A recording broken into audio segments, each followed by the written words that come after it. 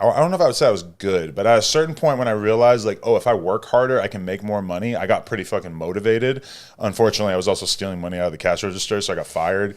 But then as I got a little bit older, I started to get way more into crime. You know, I was doing like credit card fraud and really, yeah, like I got into that really young. Did you ever get caught? No, but I had a lot of people close to me get caught.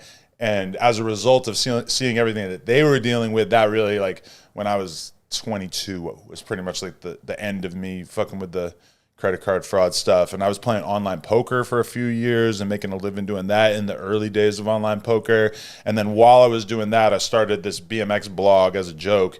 And pretty quickly, it just started to blow up from just me talking about bike riding. And then that kind of became my life for like 10 years. And then at some point that sort of pivoted into No Jumper with me doing like a much wider variety of content. I want to hear more about credit card fraud.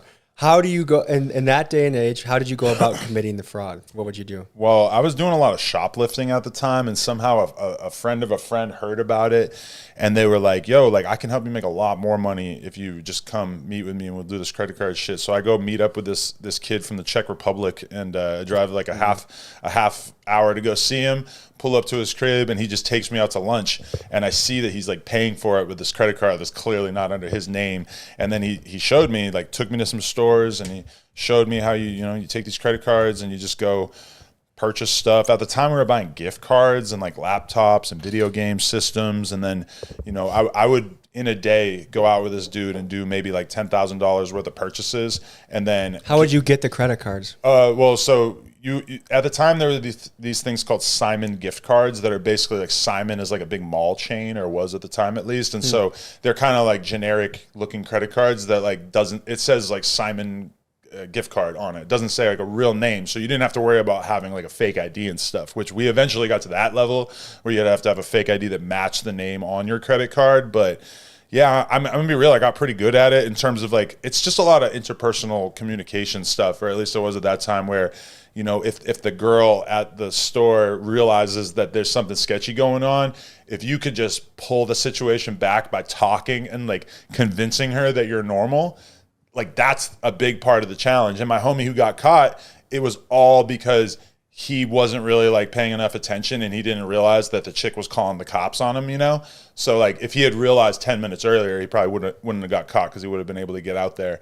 But over time doing this, I just started to build up like more and more anxiety, and I was just filled with a sense of dread. Were you nervous when you would go do this? Yeah, like a lot at first, and then I got into the groove of it where I didn't give a fuck. And then when I started to see all my friends dealing with like, or not all, but like some of my friends dealing with consequences of it, it started to just really not sit right with me. But at that time though, the laws were like infinitely less strict, because we're talking about the early 2000s.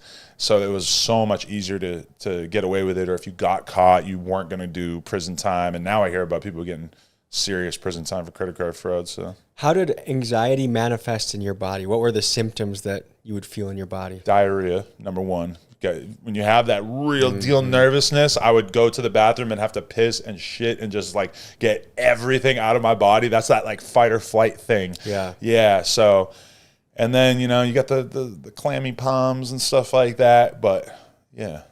Is there anything that you do currently that you get nervous for? Or would you say like even just a slight amount, or? Certain interviews, like either interviews with like really high profile people where I feel a little bit nervous, like I want to do a good job, or sometimes when I'm going into like a more of like a debate or like panel style environment. Yeah, where I don't really know exactly where it's going to go. Or sometimes I'll feel that when I'm interviewing somebody really smart, because I'm just kind of like, oh, fuck, like I want to make sure that I like put my best foot forward, and I want to be well researched, and I don't want to ask any questions that are going to make them feel like I'm a dumbass. So stuff like that I'll get like, but I used to get that feeling from like every interview. And then over time, that's kind of like gone away for probably 95% of the interviews. It seems like almost, well, I guess you can do this in a bad way too, but a lot of the good things you can chase after life are going to make you nervous, but as long as you conquer that fear, behind that door are some of the coolest things you could ever possibly explore. Tell me about a time maybe that you were really nervous and things went well, and you're like, this was maybe a pivotal moment in your life, or just one that you're really proud of or happy about. Oh man, there's been, I remember even just interviewing Joe Budden Like Joe Budden is just like, for me as a hip hop fan, he's just larger than life to me. And so like having him on my podcast was like, I was very nervous like going into that. And I was kind of lying to myself about it. Like I wasn't consciously thinking I am nervous, but then as it got closer and closer to the interview and I noticed myself fidgeting and I noticed myself wanting to snack and I noticed myself just like doing like weird little behaviors with my hands and stuff. And I was just like, oh, you're nervous. You're nervous. That's what's going on here. And then even like, but then fast forward to like maybe like a year and a half later, I went on his podcast and he really tried to like pin me like to some stuff. Like he was really trying to call me out for like, you know, interviewing too many gang members or whatever. And it was like a 3-hour argument.